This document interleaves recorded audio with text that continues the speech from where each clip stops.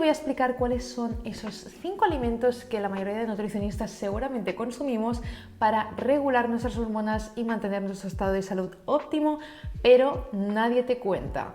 ¿Por qué? Porque son alimentos que probablemente no son tan virales como esos superfoods que se han puesto de moda últimamente, como viene siendo pues el kale, el aguacate, la quinoa, ¿no? Entiendas, el objetivo de este vídeo es volver a los básicos, aterrizar a tierra conceptos que son importantes para la salud de la mujer y que entiendas por qué estos alimentos tenían que estar en tu día a día. Porque nos han hecho creer que si no tomas matcha no estás regulando tus hormonas y nada más lejos de la realidad.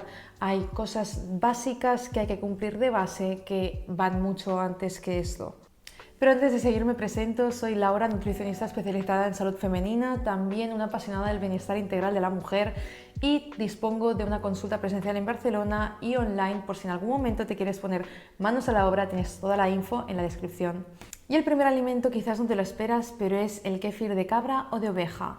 ¿Y por qué de cabra o de oveja? Es cierto que el kéfir se ha puesto muy de moda últimamente, pero casi todos los que hay en el mercado son de vaca. ¿Y por qué en este caso sería más interesante optar por el de cabra y oveja respecto al de vaca? Muy poca gente sabe esto, pero la leche de vaca está constituida principalmente por una proteína que se llama caseína tipo A1 y ese tipo de caseína es de una naturaleza más proinflamatoria y puede provocar más problemas a nivel digestivo, y es por eso que muchas mujeres piensan que les sienta mal la leche de vaca y quizás no es una intolerancia a la lactosa, sino que es esta proteína que les está inflamando a nivel digestivo. En cambio, la leche de cabra de oveja tiene la caseína tipo A2, que esta es mucho más fácil de tolerar, es menos proinflamatoria y normalmente es más favorable para nuestra digestión. Y quiero recalcar que esto no se trata únicamente de la salud intestinal, porque al fin y al cabo esta está directamente relacionada con nuestro equilibrio hormonal, porque si tu intestino no funciona correctamente, tu cuerpo no va a ser capaz de eliminar ese exceso de estrógenos y esto contribuye directamente a desequilibrios hormonales. Por no decir que el kéfir aporta probióticos reales, principalmente lactobacillus, que son buenísimos para nuestra microbiota intestinal. Eso no significa que la leche de vaca sea la mala de la película, sino que hay que conocer las diferencias y saber jugar con ellas. En mi caso, siempre he tenido problemas intestinales y desde que utilizo el kéfir de cabra y de oveja me siento muchísimo mejor en muchos aspectos. A mí personalmente me gusta incorporarlo en algún desayuno, en alguna merienda o incluso de recena antes de irme a dormir. El siguiente alimento son las semillas, pero no las de chía porque estas ya han pasado a la lista de superfoods, todo el mundo las consume y no le voy a dar más protagonismo. Porque al fin y al cabo las semillas dentro de lo que es la salud hormonal de la mujer son un básico, pero hay que saber cuáles son más interesantes. Y te voy a hablar de dos, las de lino y las de calabaza.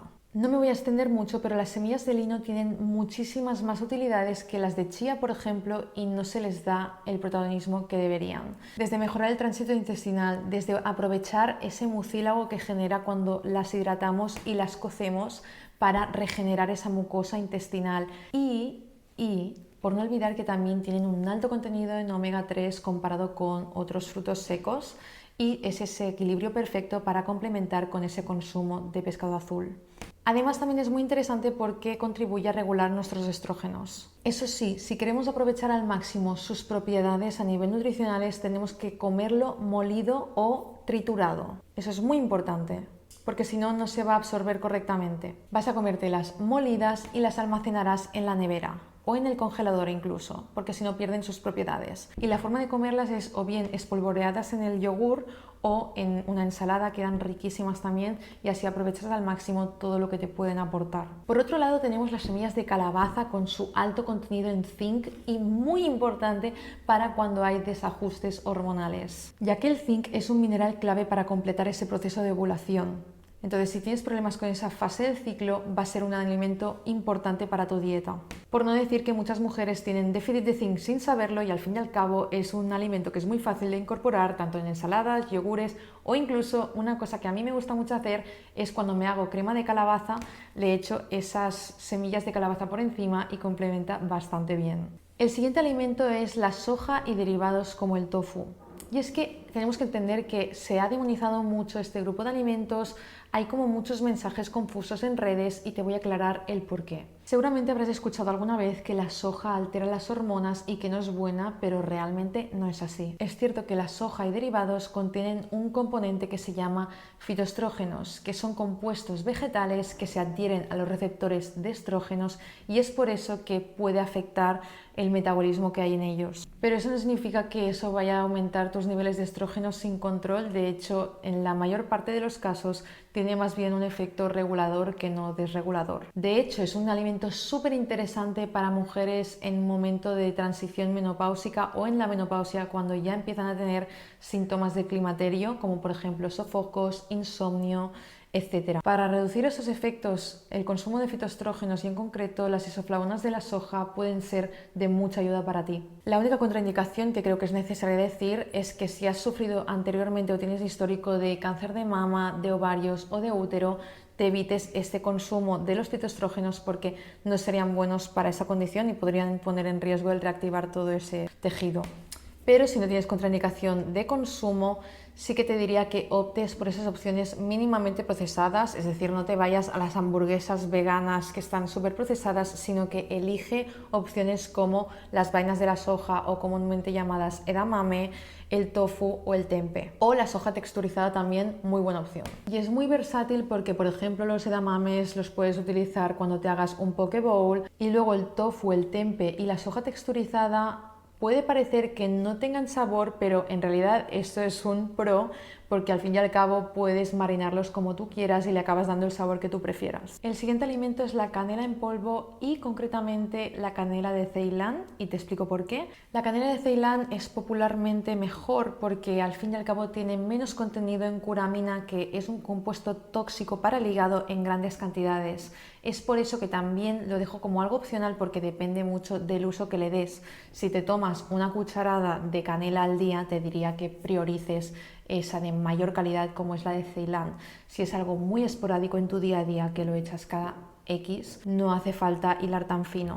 ¿Y por qué es interesante la canela? Porque es un regulador natural de la glucosa en sangre. ¿Y qué significa eso? Muchas veces seguramente a lo largo del día sientes que tienes antojos, como de repente picos de hambre y realmente no hace tanto que hayas comido.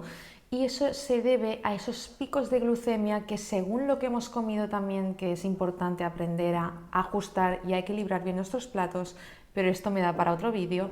Según lo que elegimos también vamos a tener más o menos picos de glucemia y eso es lo que nos genera estos antojos que realmente no acabamos de explicar. La canela en polvo al fin y al cabo es este ingrediente extra que se suma al carro a regularizar estos niveles de glucosa a lo largo del día y si podemos aprovecharnos de ella, ¿por qué no usarla para ello también? Además es un ingrediente muy fácil de introducir porque queda bien prácticamente con todo, con la fruta, con el yogur, con infusiones, con el café y mil preparaciones culinarias que puedes hacer incluyendo canela.